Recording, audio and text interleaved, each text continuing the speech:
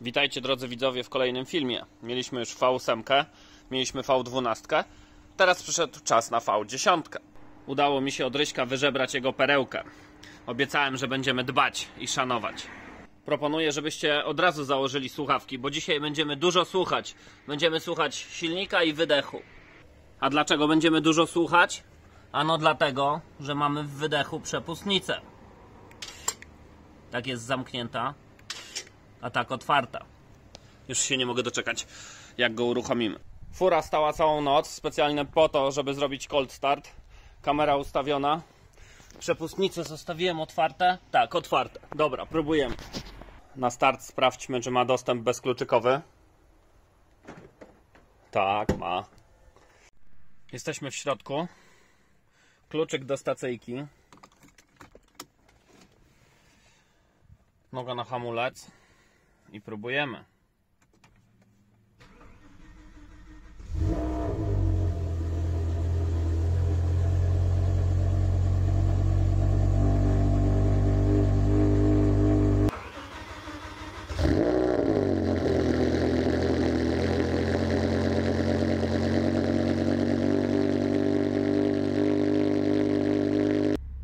No dobra, spróbujmy wyjechać na trawnik, żeby ją obejrzeć. Wrzucamy wsteczny, tu jest skrzynia z SMG. Ona jest trochę zjebana. O, wrzuca się wsteczny. Tak jak w manualu. Ręczny w dół. I próbujemy. Tutaj po zdjęciu nogi z hamulca auto samo nie rusza. Dopiero po dodaniu gazu samochód zaczyna ruszać. Na początku może się wydawać to trochę dziwne, ale później jak się już człowiek przyzwyczai, to nawet ok jest ta skrzynia. Jakiś bydlak złapał muchę. Złaź, bo lakier porysujesz.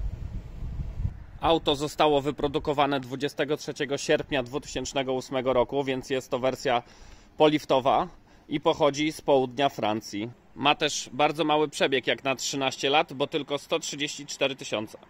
Pewnie jakiś milioner z Saint-Tropez jeździł ze swojej willi do jachtu. Dlatego tak mało kilometrów nabił. Miałem kiedyś E60 z dwulitrowym dieslem i przez tamten samochód znienawidziłem E60. Mam nadzieję, że ten egzemplarz naprostuje trochę moje podejście do tych wozów. Na pierwszy rzut oka auto w bardzo ładnym stanie. Przednie lampy wyglądają na świeże, niewypiaskowane. Tylne lampy też w dobrym stanie. Wyglądają, jakby ktoś je przed chwilą polerował. Lakier też wydaje się być w dobrej kondycji. Nie widać nigdzie żadnej rudej, ani jakichś uszczerbków. Ewentualnie z przodu na masce i na zderzaku jest troszkę odprysków. No ale przy takim samochodzie i przy prędkościach, z jakimi on jeździ, to raczej normalne. Na samochodzie nowiutkie Micheliny. Z przodu 255 40 19. A z tyłu 285 35 19. Z przodu mamy wielkie hamulce. Wypełniają prawie całą 19. Tarcze nawiercane na aluminiowym dzwonie, pływające. Wyglądają nawet na świeże, nie mają rantu. Klocek też prawie cały. Możemy upalać. Z tyłu tarcza nieznacznie mniejsza. Też na aluminiowym dzwonie. Kołkowana, pływająca. I klocka też dość sporo. A po czym poznać, że to M5, a nie zwykłe 520D?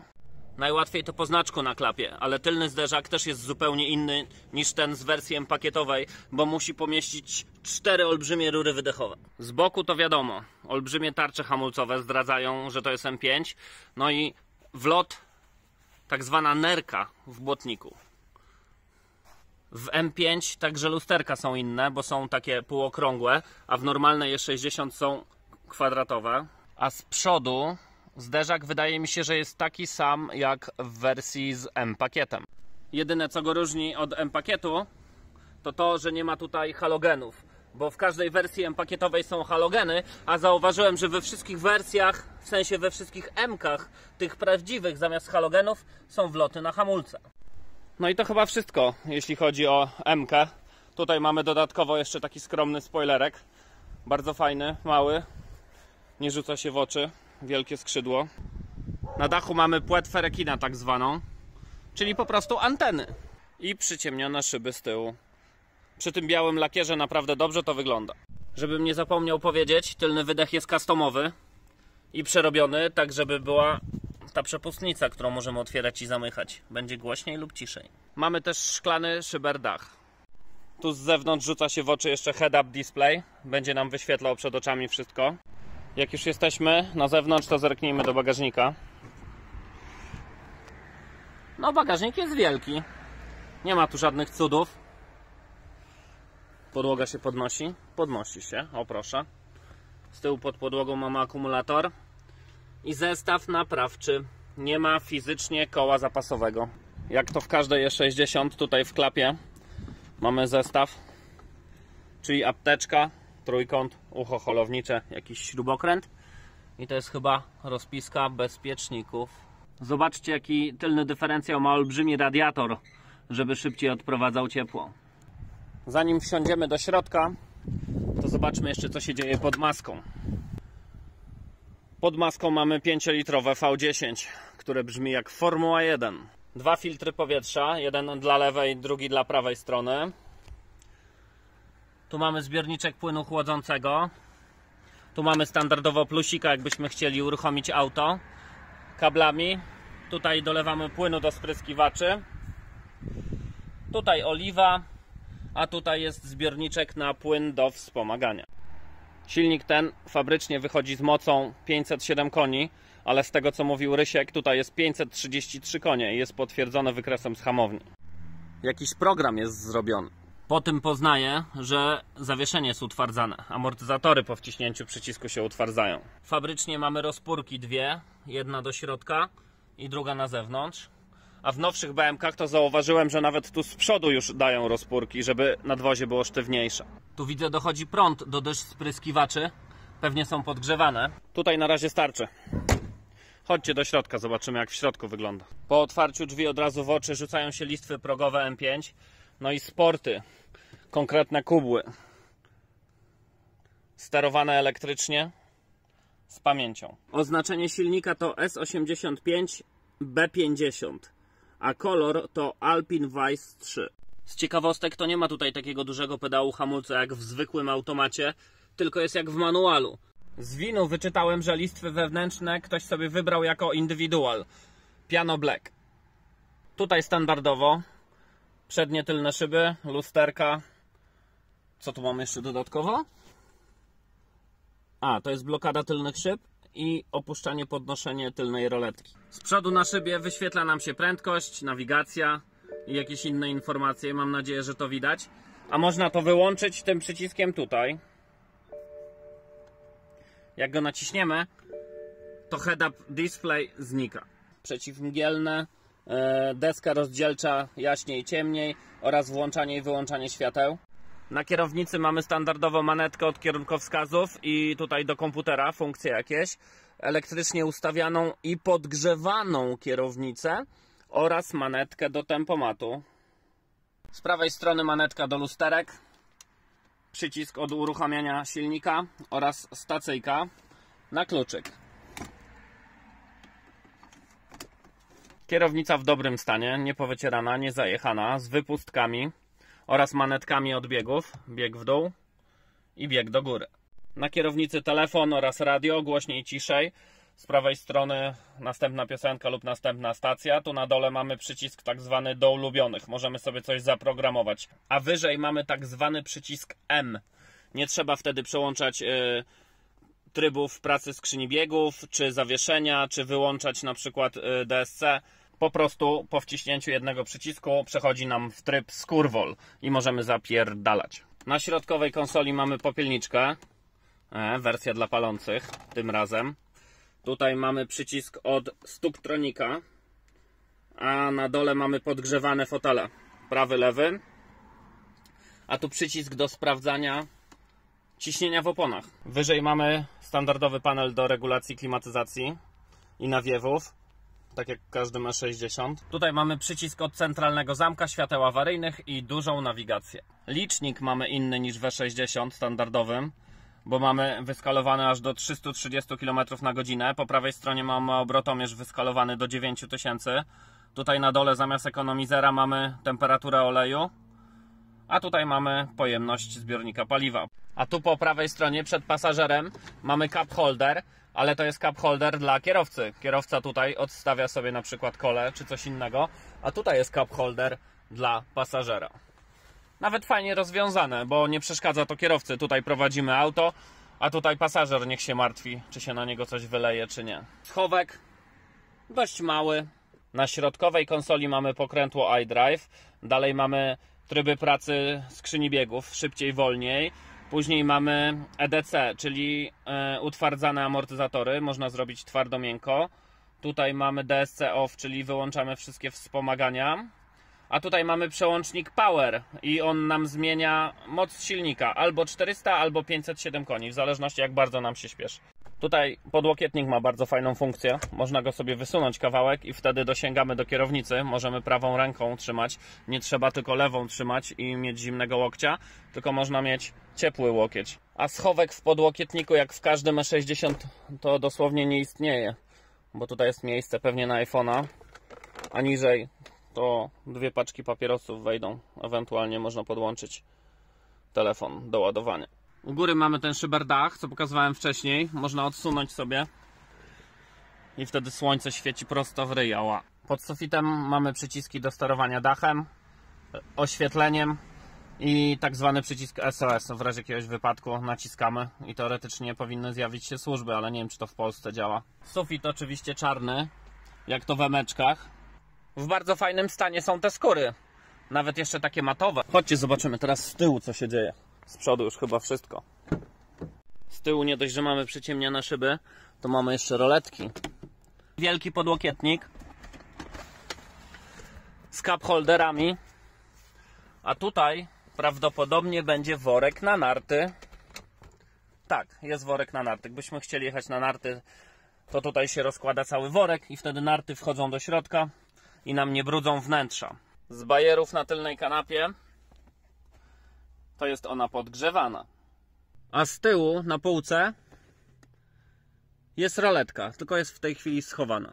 I tak właśnie wygląda auto, które ma ponad 13 lat. No i ten zapach w środku, nie wiem, to są chyba mastyki, jest tak specyficzny dla BMW. Wsiadasz i od razu czujesz i wiesz, że to jest BMW. No dobra, chyba czas się przejechać. Idziemy po GoPro, przykleimy z tyłu na klapę, posłuchamy jak to brzmi. No i skasujemy spalanie, przejedziemy się delikatnie, może troszkę mocniej. Zobaczymy, ile V10 pali. GoPro na klapę mamy, na głowę też mamy. No to jedziemy posłuchać tego cudaka.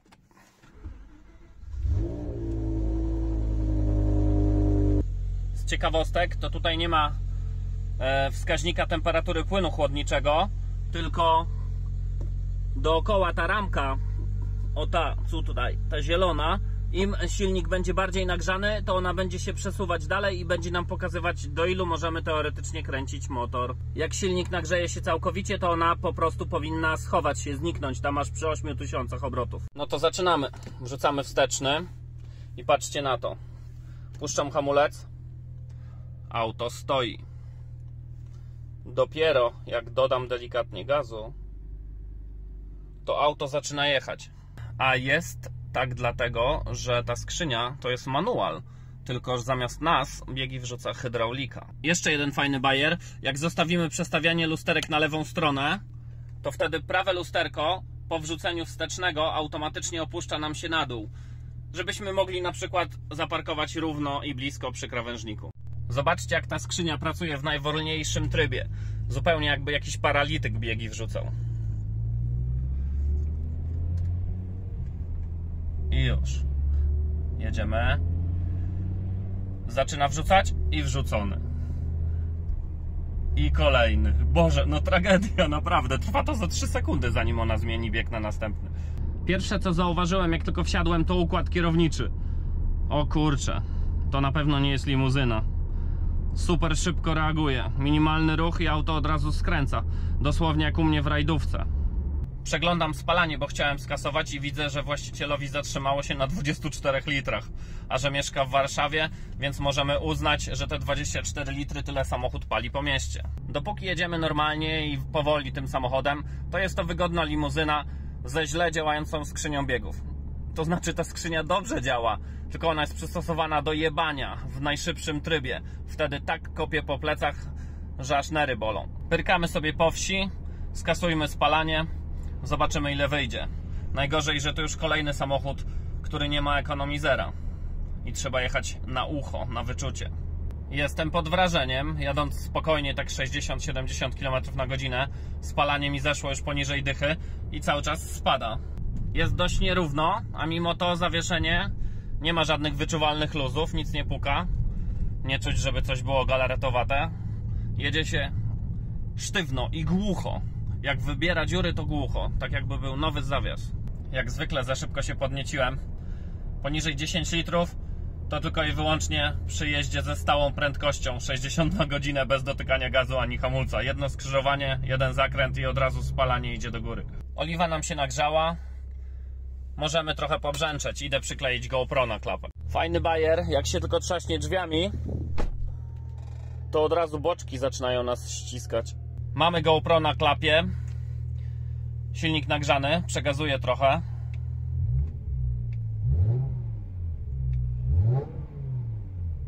Kurczę no, Formuła 1.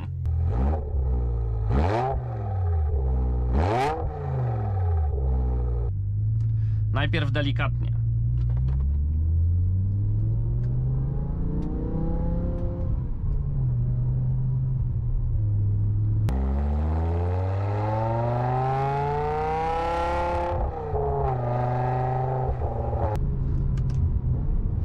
I redukcja z między gazem.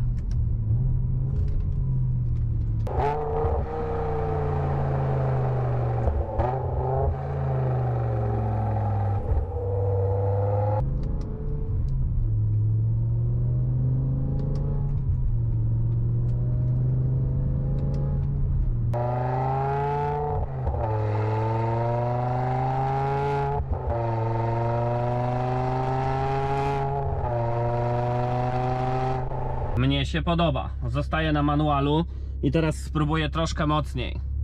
Słuchajcie, co tam z tyłu się dzieje.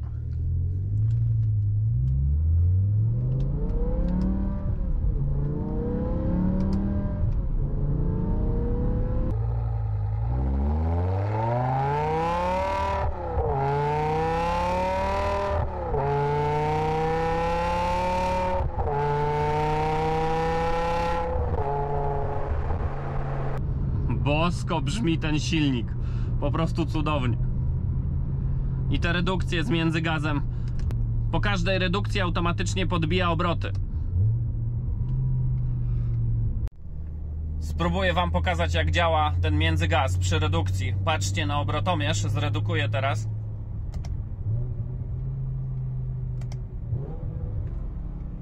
Widzicie? Najpierw podbija obroty, a dopiero później wrzuca niższy bieg. Troszkę więcej gazu tym razem. Patrzcie, co tam z tyłu się dzieje.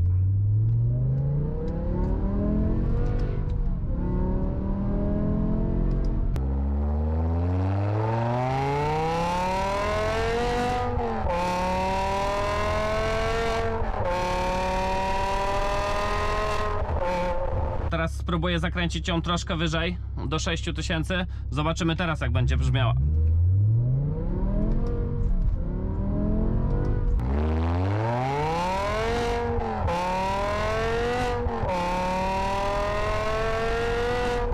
Po wciśnięciu przycisku M tutaj wyświetlają się kontrolki. Tutaj zapalają się dwie kontrolki przy amortyzatorach i jedna przy power. Czyli co, jeździłem do tej pory na 400 koni. Tutaj obok jedynki widać tryby zmiany biegów. Jak przestawiam, to mamy wolniejszy, tak jest najwolniejszy. To będzie raz, 2, 3, 4, 5 trybów zmiany biegu. A na przycisku przy lewarku od zmiany biegów mamy 6 trybów. Żeby wejść w ten ostatni tryb, 6, to musimy wyłączyć całkowicie kontrolę trakcji. I wtedy, naciskając ten przycisk, tutaj nam się pojawia jeszcze jedna ikonka. Można dołożyć jeszcze jedną prędkość. Teraz jest najwyższa prędkość zmiany biegów do tej pory, jaka jest możliwa przy tej skrzyni. Próbujmy z jedynki delikatnie, żeby Ryśkowi nie palić nowych Michelinów, ale na dwójce już przyciśniemy.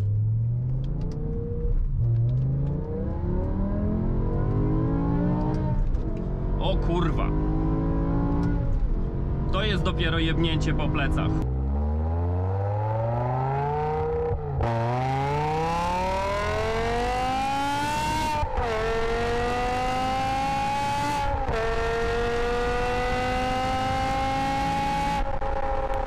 Jest ogromna różnica, jak się jedzie pełnym ogniem i się ma gaz wciśnięty do końca, przy tym najszybszym trybie zmiany biegów, to klepie po plecach, jakby wam ktoś kijem golfowym przypierdolił. Chwila zabawy, chwila przyspieszeń i hamowań i to wcale nie tak na maksa i już mamy 26 litrów spalanie.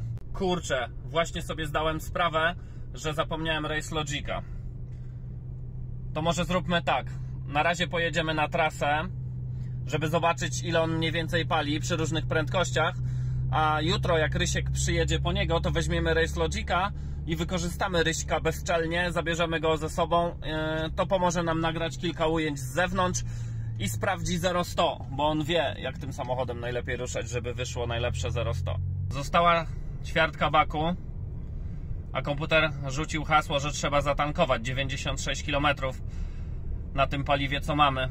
Czyli szybko dedukując, to co, 400 km można zrobić max na baku tym samochodem? Kolejna ciekawostka, nawet jak jedziemy w trybie drive, czyli automatycznym, dojeżdżając gdzieś do świateł czy do ronda, jak zwalniamy, to komputer też robi międzygazy. Jesteśmy na trasie, tempomat na 90 ustawiam, kasuję spalanie i odzywam się za 10 km. Zobaczymy, na jakiej wartości się ustabilizuje. Jak już jesteśmy w drodze i nam się nudzi, to mogę powiedzieć o tych amortyzatorach. Jak jedziemy teraz w trybie najbardziej komfortowym, to ten samochód płynie po dołkach. Ale jak włączymy to i utwardzimy amortyzatory, to każdy dołek czuć. Po prostu jest pyk, pyk, pyk, pyk, jak piłeczka ping-pongowa się odbija. Przejechaliśmy 10 km, nie dotknąłem przez ten czas ani razu gazu, ani hamulca. No i spalanie ustabilizowało się na 8,5 litra. Jestem w ciężkim szoku. 5-litrowe V10 pali 8 litrów w trasie przy prędkości 90 na godzinę. Teraz kasuję spalanie drugi raz i postaram się jechać z prędkością 120 na godzinę. Tylko nie wiem, czy mi się uda robić to tak płynnie jak z prędkością 90, bo jechałem za tirem. Wiadomo, że prawdopodobnie będę musiał troszkę przyspieszyć albo zwolnić, no ale zobaczymy za kolejne 10 km, ile wyjdzie średnio. Przy tej prędkości obroty już są dużo wyższe, bo prawie 3000. Mimo że mamy 7 biegów. Przejechałem kolejne 10 km z prędkością 120 na godzinę. Raz tylko dotknąłem hamulca. No i powiem wam szczerze, że ustabilizowało się w okolicach 11 litrów. Czyli też nie jest źle. Zawracamy, bo szkoda Ryśkowi bić tu kilometry bez sensu. W drodze powrotnej zrobię kolejne 10-15 km, tylko tym razem postaram się, żeby była prędkość taka autostradowa, około 140.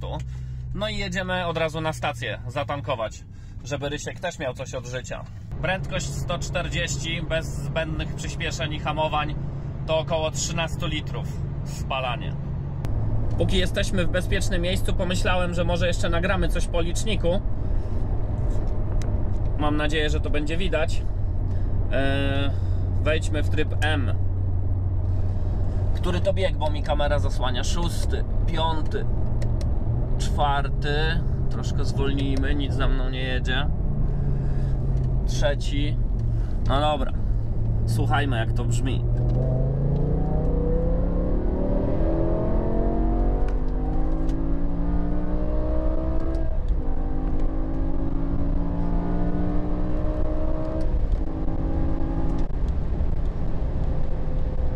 Pięknie, szkoda, że nie mam Race Logica ze sobą.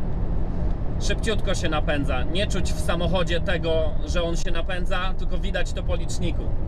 Jeśli chodzi o czasy 100-200, to Richard mówił, że przy odpowiednich warunkach, jak jest chłodno, to 8,2-8,3 sekundy 100-200 robi.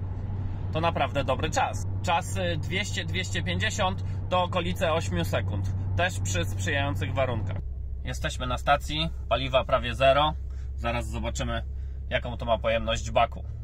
No to tankujemy 9,8 do pełna.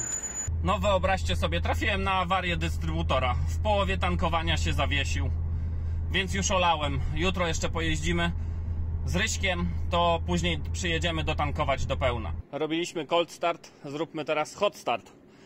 Samochód nagrzany, olej gorący. Możemy odpalić i trochę pobrzęczeć.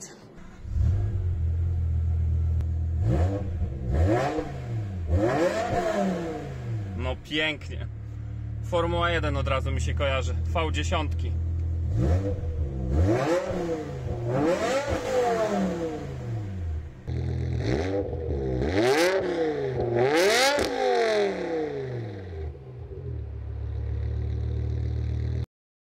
Mamy kolejny dzień, czekamy na Ryśka. Sprzęt do nagrywania gotowy, Race Logic też. Przy okazji jeszcze jestem takim dobrym kumplem, że wyozonuję wnętrze Ryśkowi. Rychu zaraz przyjedzie Suprą. Wsiadamy w tego bandziora i jedziemy ponagrywać troszkę z zewnątrz dźwięków i sprawdzimy 0-100. Przesiadamy się do Empiony i jedziemy dalej. Siema, jak tam przeżyłeś w tym trupie? Ciekawe przeżycie, ciekawe. Cieszę się, że mogłeś sobie pojeździć Suprą. Trochę inny wymiar motoryzacji. Co to za menu? Tutaj to nawet nie byłem, kurno, nie sprawdzałem. Z ustawienia tego guzika M, tego przycisku tam wszystkie. Aha, czyli co sobie tam zaprogramujesz? Tak, jest zależnie jakim tam jest typ. Niezłe bajery. A powiedz mi, a czy tu jest w ogóle jakaś procedura startu, czy po prostu prawa noga? Jest procedura startu, ale podobno kilka strzałów i generalnie sprzęgło pada. Ja jeszcze nigdy nie używałem, ale coś tam jest niby. Tu mamy Race Logica przyklejonego. Spróbujemy delikatnie z gazu wystartować. Dobra, jesteśmy na odcinku testowym. Mamy nowiutką nawierzchnię. Race Logic się odkleja, poczekaj, przyklej. No dobra, próbujemy. We dwóch jesteśmy, no ale już trudno. Jak jesteś gotowy, to dawaj.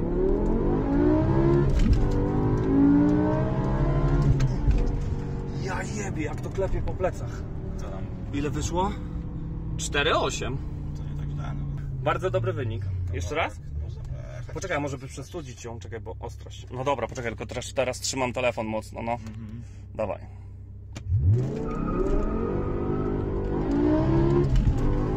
Teraz był poślizg. Ja pierdolę, jakby z młota napierdalał w plecy. Też 4,8.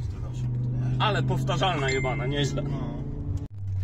4,8 w dwie osoby na pokładzie to bardzo dobry wynik. Ja pierdolę. To ja tak nie jeździłem wczoraj, naprawdę delikatnie. Czasami trzeba trochę. W końcu od tego ten wóz jest. Mamy jedną kamerę na klapie. Jedna kamera stoi tam i nagrywa. A ty weź przegazuj ją tak porządnie ze 3 razy, jak ja pójdę z tyłu.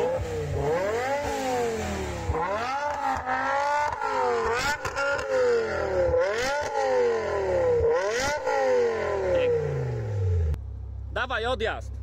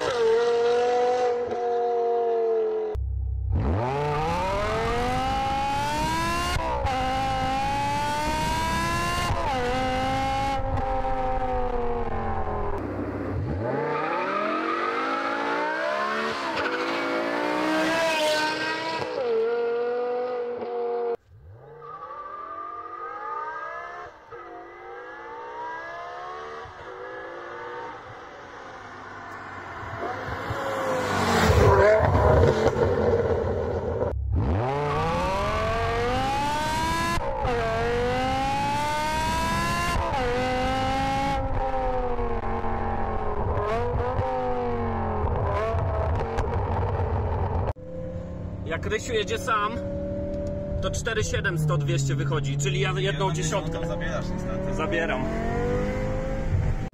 A jeszcze jak już jeździmy, chciałem się zapytać, Paneweczki tu były robione niedawno jakoś, prawda? Były robione 15 000 około temu. Tak? Aha, czyli można połować bez problemu, nic się nie stanie. W zasadzie większość tych rzeczy, takich bolączek tego modelu było, bo i nastawniki przepustnic, biegu jałowego, więc w zasadzie wszystkie te rzeczy, które zazwyczaj około 100, że tak powiem, idą do wymiany. To są zrobione. To są zrobione. Świetnie.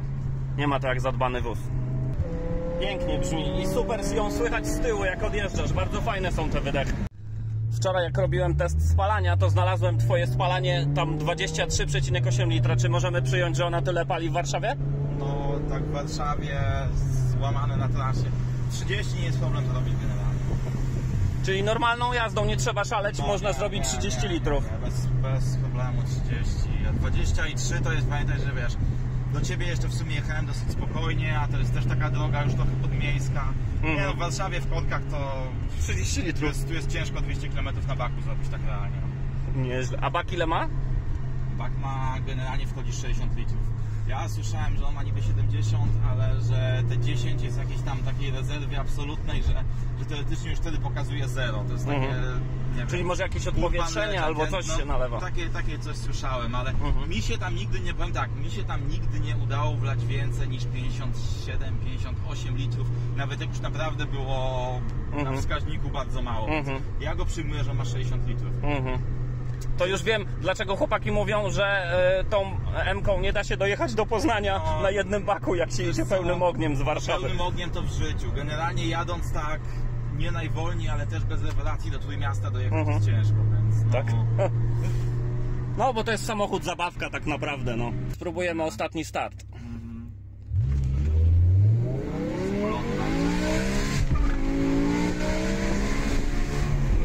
Ja jebie.